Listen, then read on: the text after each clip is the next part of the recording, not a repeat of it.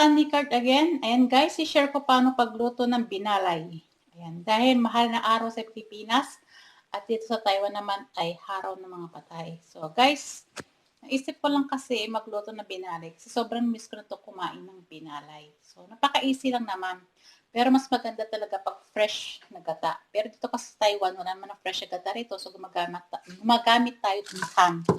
And guys, in can para sa sauce to. Kasamang panucha. So, gagamit tayo ng malagkit flour. Ayan guys, may nabibili naman to ng malagkit flour kasi ayan, ready na siya. Sa Pilipinas naman, ginigiling yung bigas na malagkit. So, ito. So, let's start guys. Tapos, kumuha din ako ng dahon ng saging. Ayan guys. Dahon ng saging. Pumitas ako sa may kapitbahay namin. Tsak! Hanapin ng kapitbahay. Bakit wala ang dahon ng saging? Ayan, kinuha ni Annie Card. So, let's start guys. Begin. Cook binalay. Start tayo magluto ng binalay. First, ang gagawin natin guys, yung flour. Ilagay natin dito. Wow, ang dami pala nito. Hindi kasya dito. Kailangan ko ng malaki. Yan guys, tingnan natin kung kasya dito sa lalagyanan ko. Kasi 1 kilo to eh.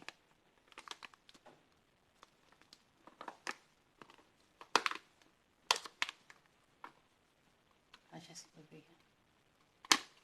Ayan. And then, lagyan natin ng 1 teaspoon of salt.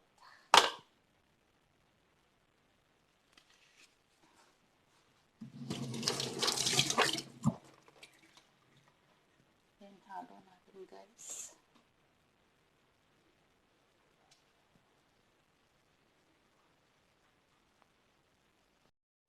So yun guys, lagyan natin ng tubig. I-mix na natin guys.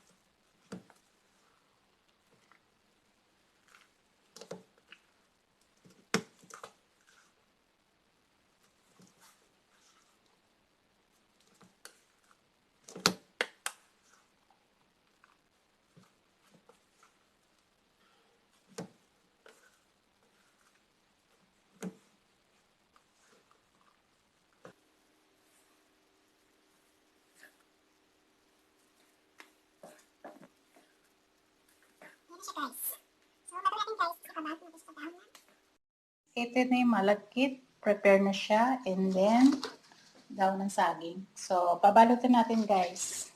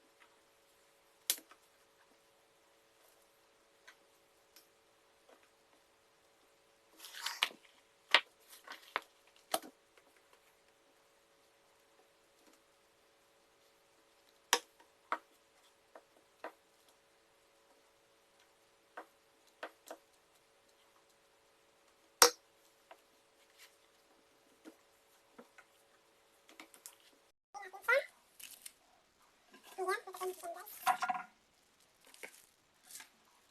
guys, para hindi siya pumutok. Kasi pag dito lang guys, puputok yan. Nilagyan natin ng butter.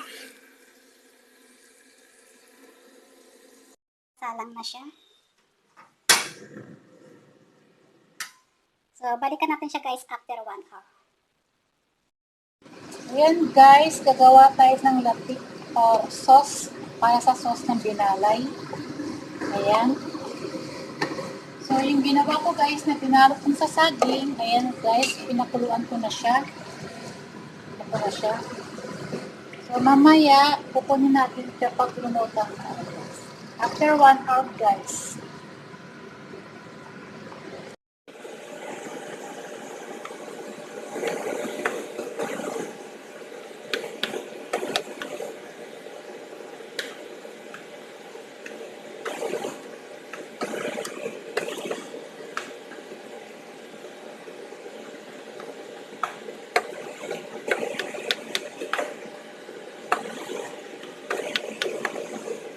So yun guys, brown yung ating latik. Sasagin na natin siya. Brown pa natin po.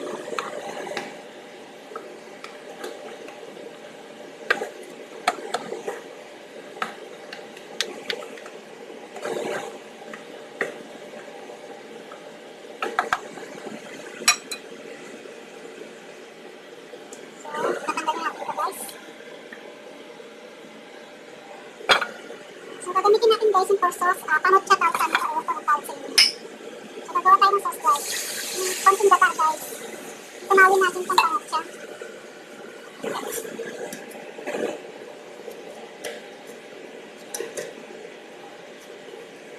Tunawin natin guys yan. Guys, after 1 hour natin napakuluan. So, tatanggalin na natin guys. Habang hindi pa luto yung ating sauce.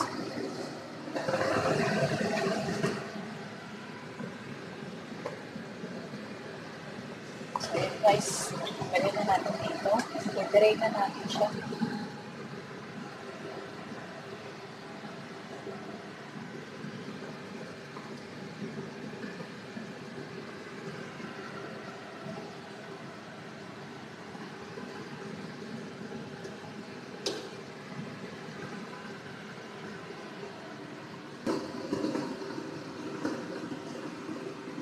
So, next step guys, ilalagay natin yung latik.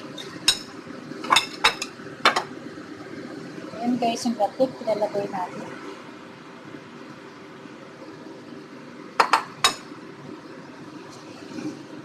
So, i-mix natin. So, yan guys, yung pinaka-sauce ng binalay.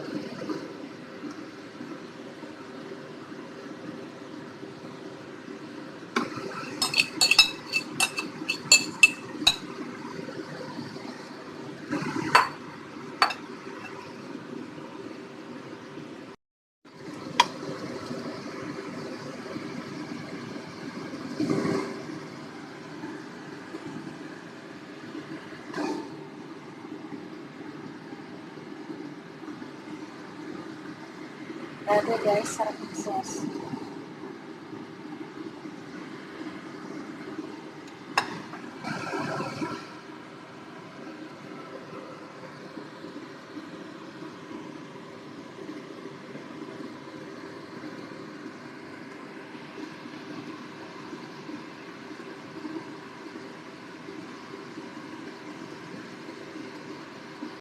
Ayan guys, yung ating binalay, binuksan ko na kasi one hand lang ginagamit ko pag video.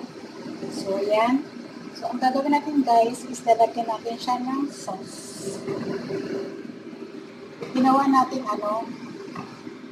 latik, panot siya.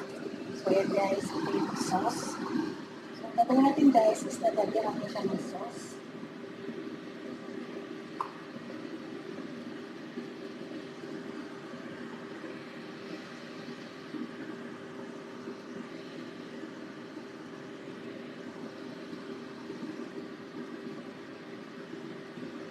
Dami siyang latik.